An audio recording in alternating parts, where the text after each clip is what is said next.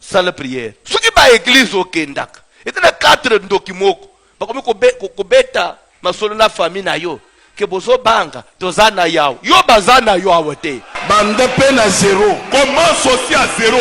Matani kolo. Monte aussi en haut. Mais les rosors que na moni passe na kombo ya bat. Mais na bandimi ya bat. La titron. Mais oyebi na banda ki kote ya biloko comme un prophète. Mais église bozala ki branchete, boza enregistré. Je vous disais la plupart ya baliwa batu bakufaka. Et utaka kaka na ba famille na bangote.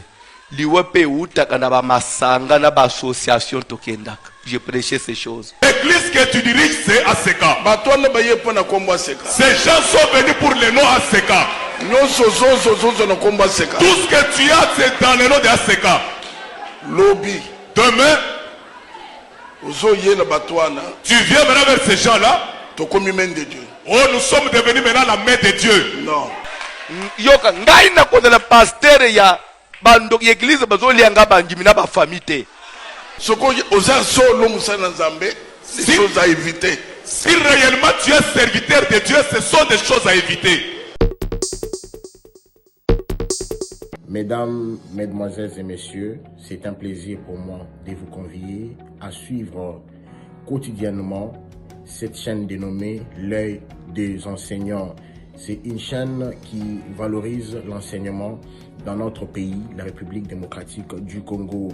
Quand on parle de l'enseignement, on voit directement l'enseignant ainsi que l'apprenant qui est l'élève et l'étudiant. Alors n'hésitez pas à vous abonner parce que c'est un cadre qui nous permettra à s'exprimer librement tout en dénonçant ce qui se passe dans notre pays sur le plan éducatif. Abonnez-vous massivement, likez, partagez avec vos proches afin que tous nous puissions parler le même langage et tous nous puissions développer notre pays sur le plan éducatif. Que Dieu bénisse la République démocratique du Congo. Merci. L'œil des enseignants, salut madame, messieurs, salut à tous nos fidèles abonnés qui sont toujours là, branchés sur cette grande chaîne pour répondre aux différents rendez-vous, à tous les rendez-vous. Encore une fois, merci beaucoup. Déjà, votre programme, votre émission Affaires Nation, on a sous les lots pour tous solo là, juste on a quelques minutes seulement direction d'un programme et PCBISO pour analyser, toujours réfléchir ensemble autour. Et actualité oblige, les Canadiens Kinshasa ou les Canadiens République démocratique du Congo. Merci à ma personnel, nous sommes des enseignants. Toujours est vrai, toujours travailleurs à El Kinshasa. Merci beaucoup et merci à ma personnel, nous sommes aux États-Unis. Toujours à Kinshasa, bandeko, ils ont la mikolo et tous les cas, bolanda qui mambo tous les Canadiens Kinshasa ou les Kina communauté moneno babengi ACK, Assemblée chrétienne de Kinshasa. Tant toujours l'Assemblée chrétienne de Kinshasa, tout le monde malamoro l'évêque Pascal Mukuna qui est le représentant légal. Et opposant qui communauté ACK na Moussala Nzambe, l'homme de Dieu, le pasteur Moussala Nzambe François Mutombo, on va bien voici l'homme. Moussala Nzambe voici l'homme autour de la excommunié na ACK, na communauté na bango ACK, Assemblée chrétienne de Kinshasa. Ba raison ni ne sali que Moussala Nzambe voici l'homme azala excommunié. Parce que belé mutu na mutu azana version na ye. Kasi biso to libino ba élément oyo bo landa toujours chez la bino avec mon équipe bo landa ba élément bo landa discours bo landa ba propos ya Moussala Nzambe François Mutombo et pour comprendre pourquoi zaki excommunié, pourquoi couter na ba problème ou couter nango. Toujours chez la bino toujours balancer li na bino ba élément et juste après to rozonga pour un commentaire ensemble, tout réfléchir, tout analyser. Si je parle le même langage avec mon équipe, avec H3, en connivence avec cette équipe de pros, suivant cet élément, madame, monsieur, Tolanda, et tous on va juste après pour tout continuer ma solo na biso. Oyebi na banda ki kote ya biloko comme un prophète. Mais église bozala ki branchete, boza enregistré. Je vous disais la plupart ya baliwa batu bakufaka. Et utaka kaka na ba famille na bangote. Liwa pe utaka na ba masanga na ba association tokendaka. je prêchais ces choses. Dans une équipe de football, on peut sacrifier un meilleur joueur pour se servir de son étoile. Dans une communauté, on peut sacrifier un pasteur pour se servir. Et quand le combat est arrivé, vous n'aviez pas compris que le pasteur avait prophétisé sur ces choses. Parce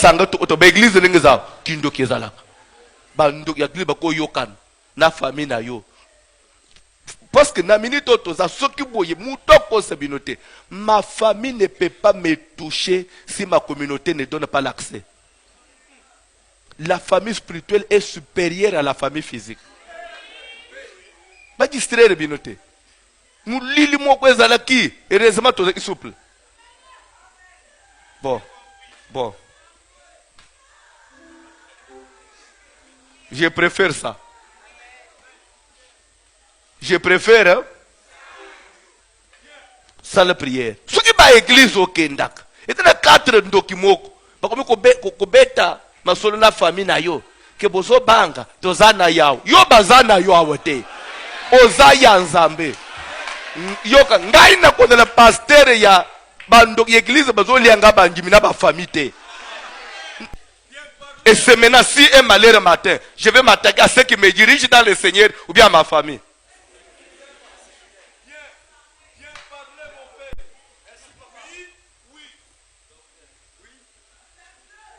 Bible est un livre, Bible c'est un livre inspiré. Ce n'est pas un livre. Lisez la Bible avec le Saint-Esprit.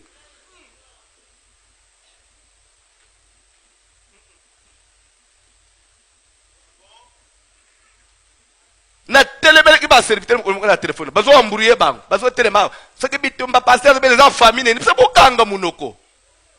Bitumba famille nangeza wapi? Boye bimbula na tika famille nanga. Faba kuzelanga wapi? Ils sont sous mes pieds. Nazo lesa bang, nazo polo na chela bang maboko. Ils n'ont pas un pouvoir sur moi. Mais c'est à l'église où vous m'imposez les mains. Mais la famille, moi, je leur impose les mains. Mais c'est parce que un jour, je suis en réunion, dans le téléphone, dans le téléphone, je accompli ça. On est style. Vous avez distraire l'église. Il y a aussi l'église, on a fait une famille, on a bango bandi. On a fait une zambé. Atoko zomuli munangai. So atana komi before ananda le bela bango keza bongo te. Pourquoi ça mutu te? Kozala kijiba te. Kokufeliwa ya mutu te. Mutu apalukelo na sima te. Moto! Merci H3, madame, monsieur, vous avez suivi. Bolandi. Bokinenge Moussel Nzambe, voici l'homme à lobby. Maintenant, nous avons battu l'élément avec Pascal Mukuna. Donc avec Pascal Mukuna, qui parle avec tout son cœur. Il a vraiment parlé avec son cœur, de larmes aux yeux. Moussel Nzambe avec Pascal Mukuna, lobby, Tolanda, et juste après. L'église que tu diriges, c'est Aseka. Ces gens sont venus pour le nom Aseka. Tout ce que tu as, c'est dans le nom d'Aseka. Lobby. Demain, tu viens maintenant vers ces gens-là. Comme main de Dieu. Oh, nous sommes devenus maintenant la main de Dieu. Non. Non, Boyete. Toute personne qui a dans les temps de Dieu dans la justice. La Bible dit ceci. Tu vas tout abandonner. Tu sors avec ta femme, avec tes enfants. Tu vas faire ce qui est à toi. Commence aussi à zéro. Monte aussi en haut. Mais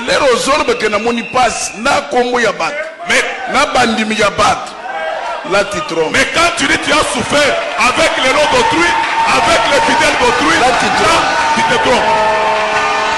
Pasteur Omari. Le pasteur Omari na Goma. À Goma. Il m'a appelé en pleurant. Mon père. Il a dit aux gens papa nanga. Mais au niveau où nous sommes maintenant, compte tenu ya makamga na linasala. À compte tenu de ce que je veux faire, Nazalo obligé nazwanzela mususu. je suis obligé de prendre un autre chemin. Tinda mutu. Envoie une personne. Il faut botala ndako etongami na Goma. Il faut na que, Goma. Otala asega ya Goma. il faut que vous voyez le temple qui est construit à Goma. Ezali temple munene kitoko, bureau en étage bapang mibale. C'est un grand temple très beau de bureaux en étage, 2 parcelles. Natindaki passer mo. J'avais envoyé Papa Raymond. Azumi kandal pa. Il a pris les documents parcellaires. Atalise bakit. Il lui a fait voir le chef. Ba groupe électrogène. Les groupes électrogènes. Bandimi bango. Les fidèles sont là. Na keina mwasi na ngai. Moi, je pars avec ma femme. Na nerwana. À ce moment-là, Lipamu na Nzambe ezali boso. la bénédiction de Dieu est devant toi. Amen. Ona kosukisa. Pour terminer, Nazopesa bino toli. je vous donne un conseil. Tolio soko la nyango. Ces conseils, si tu les suis, Ok musika. tu vas aller loin. Ko scandaliser l'église. Ne scandalise pas l'église. Ça, ce sont des choses. Ce qu'on osa solo musana Nzambe, des choses à éviter. Si réellement tu es serviteur de Dieu, ce sont des choses à éviter. Église eninga na pona yote. Que l'église ne bouge pas à cause de toi. Bible lobi quelque chose. La Bible dit quelque chose. Si muto so scandaliser l'église, Si quelqu'un scandalise l'église, bakocha yeli banganaki. on va lui attacher une pierre au cou. Bakobwaka yene balé. On va le jeter dans la rivière. Et s'il pona ye. C'est fini pour lui. Merci H3 Bandego Bolandi. Boki avec Pascal Mukuna, Boki le pasteur François Mutombo, voici l'homme. Boki Bandeko. Et dans ma propos, il y a le pasteur François Mutombo, Sogi Bolandeli. Il a presque tout dit. Boki Neng Moussa Nzamba Lobby. Kezana ba masanga tolo bandinga lobi ezana ba masanga mususu tokotaka ezana ba communauté mususu ezana ba église mususu ezana ba association mususu ba problème mingi o bana nzambe bakutana nango to oyo batu bazokutana nango sous le soleil ezo wuta mingi na ba alliance ezokuta mingi na ba alliance na ba association na ba engagement na ma mbebele wana eza ba dire ya mosala nzambe François Mutombo. Il y a un pasteur nous a appelé azapegra ya communauté to solana est vraiment malamu to zane vraiment to ba relation eza bien to meka ipe ko partager na ye. Les lois versus Zobime Belé, bandeko Belé bazomonara que pasteur François Mutombo aza excommunié na ACK. Boka ki ba raison l'église, le comité ACK Assemblée chrétienne de Kinshasa Pesaki. Et le dit que non, aza en communication la centralité et aza le sous le pays à évêque qui est le représentant légal. Donc ce na nion sonné malobaki so tout conclure, tout comprendre, et ça juste que l'église, le comité, donc la direction générale de l'ACK, de cette grande communauté, bazaki sous la même mise de contrôle, il y a ACK, Kalembele Mbete. Il y a extension, bon, c'est l'église, déjà extension, il y a extension, il y a ACK, où ils ont à Kalembele Mbete. Voire même après juste son voyage, parce que Boebi, le pasteur François Mutombo, à Belaki, parce que excommunié était à Kinshasa, Zalaki, à Belaki d'abord, juste malade, à Beli. Rumeur, mais Belo autour, il y a maladie naïe. Ils ont poison, ils ont empoisonné, Belé. Oh ba misusu bazolinga ba coller en on a ba propos au mosala nzambe a otsolo ba mikolo o ya lobeli ba association ba communauté ba masanga ba église, il faut ça là très attention. Et le pasteur François Mutombo il fallait voyager. Il fallait ça là de déplacement pour na résoudre à qui a santé à qui nous se faire traiter libanda parce qu'il y a vraiment un problème à santé. Là, c'est que vrai, il y a vraiment un problème à santé. Et après, juste son retour, directement, son église, hiérarchie et église, il y a ACK, Assemblée chrétienne de Kinshasa, va frapper directement. Il y a une décision israélienne qui directement que le pasteur François Mutombo a excommunié de l'église ACK. Il a excommunié, a bimdong nenga ba longo lié vraiment la communauté. A koyi lisusu ko vrai na communauté ACK te. Ba raison ça ou ba pesaki. Mais pourquoi seulement tangu a outi ba soena ye? A zongi, pourquoi seulement a zongi? Parce que a zongi il peut tenter directement décision en écoui. Qu'est-ce qui s'est passé avant? Ou quelle est la chose ou la vraie raison est en la base, ils ont vraiment la C, il y a décision là. Ils ont la question, ils ont mituna. Il y a une analyse na sur l'autre sur là.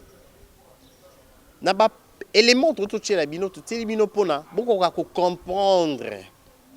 Ba ndeko belo ba betaï maba beaucoup comprendre pourquoi le pasteur François Mutombo, déjà même avant son voyage, avant le déplacement naïe, comme si relation yaïe na centrale, na hiérarchie à communauté, ils ont déjà soubienté. Moi ba incompréhension comment qui moi ba tension déjà zalaki, donc moi ba guerre froide moi déjà zalaki avant son voyage.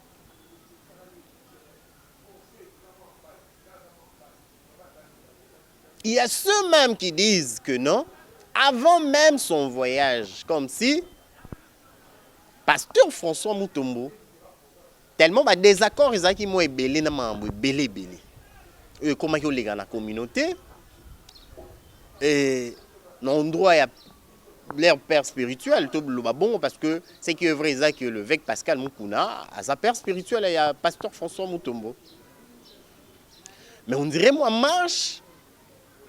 Na ba agissement, ba acte mususu où tu os à la poser na communauté et pas père spirituel na ye. En tout cas, azalaki d'accord na ya ba mahambo na nyosote. Azalaki d'accord na ba mahambo na nyosote. Marche ya père spirituel na ye. Il y a représentant legal il y a communauté na bango et comment il ko déranger le pasteur François Mutombo. Raison pour laquelle ce Bolandeli est dans ma prédication qui quelque part pasteur François Mutombo lobi abi ce que lingo ça la politique alors on a cherché lingo ça la politique kende ko ça la politique et non oya na politique na cher. Il s'adressait à qui? Juste une question. Mais sa journée zalaki ya nani to éviter. Pasteur François Mutombo zongi, auti va soigner à zongi, excommunié. Bah excommunié a une activité dans le palais du peuple juste après qu'on excommunié directement a changé comme il a commis à l'église naïe. Ils a sous ACKT et commis na ba assemblée à voici l'homme. Voici l'homme ou déjà ils alara déjà parce que voici l'homme déjà boebi. Bon on est to bengara pasteur François Mutombo voici l'homme parce que il martelait trop sur ça, il prêchait sur voici cet homme, voici l'homme et tout l'homme qui est cet homme, c'est Jésus, l'homme de Galilée et tout. Donc il y a un éthique là, voici l'homme. C'était ça son message quand il a commencé et tout. Il parlait maintenant sur cet homme qui est Jésus. Excommunié et l'élo pasteur François Mutombo Asana. Ba assemblée naïe ou ba bengi voici l'homme.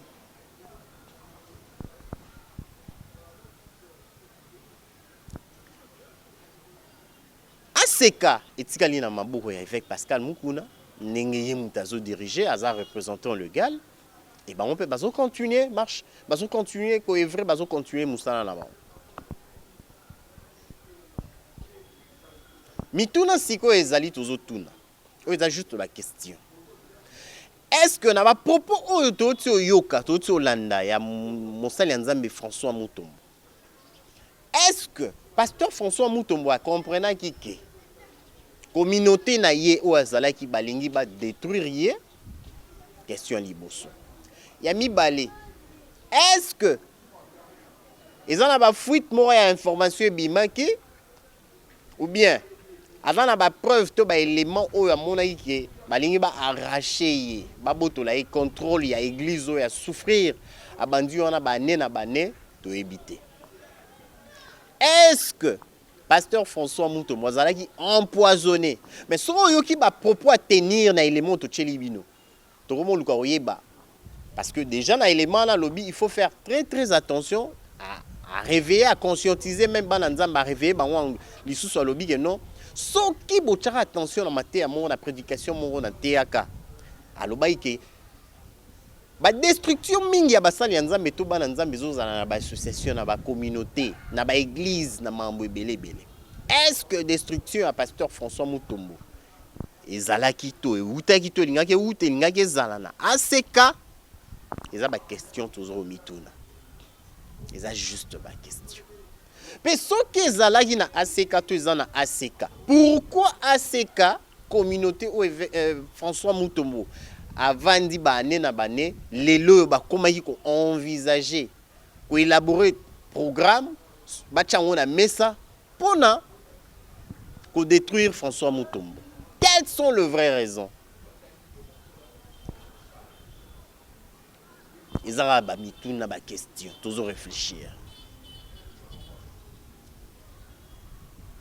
Mais ce qui est plus important c'est que ACK communauté nae d'hier parce que minier mais batiki lié patrimoine batiki lié nyonso église batiki lié même le siège nyonso adresse batiki lima changer ce car combo il y a ACK ko yusuko œuvre na nyonso eza ACKT ya on commis voici l'homme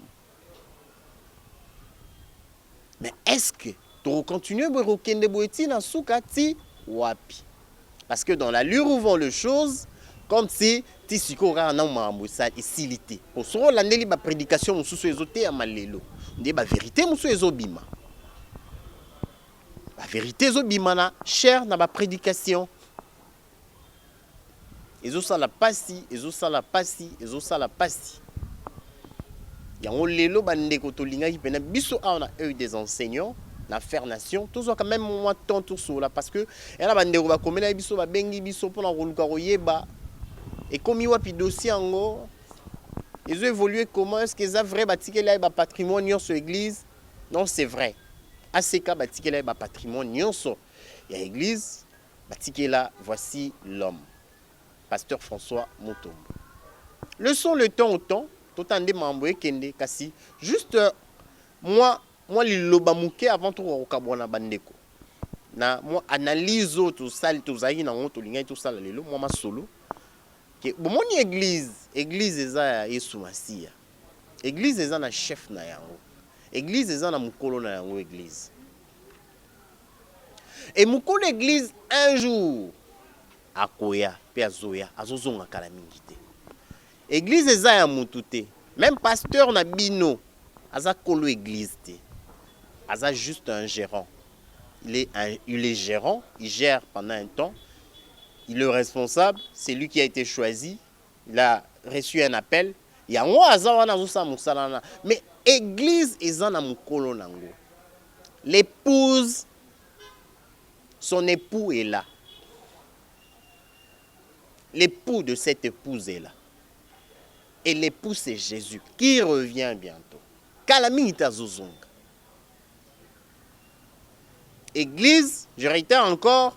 Eza na mukolo na yango oya zozonga kala mingi te parce que na mambo tozo vivre pe tokomi ko vivre en tout cas Yesu Masia sunga to pesi ba basali ya Nzambe nyonso mbote to pesi bino mbote bandeko to mina suka moi ma solo na biso to linga juste to analyser to solo la to zo moi tant to réfléchir parce que ba élément o lelo ezolobisa sous batou elingezon qui c'est sous moi ba débat ma belé ba propos mosala nzambe voici l'homme auti koloba yango to linga moi to éclaircir to répondre à moi ba préoccupation ba ndeko belé peut-être au baza ailleurs baza libana mboka et to bazo yoka déjà na musika. Encore une fois merci beaucoup to na suka ya masolo ya moi analyse to linga tout ça la lelo vous allez brancher belé na œil des enseignants. Vous s'abonner bandeko, vous s'abonner belé parce que tous os vitesse mususu kala mingité. Merci na Bob, merci na Bino nyonso. So yesu masi azongité, tout le monde a na mikolo za koya.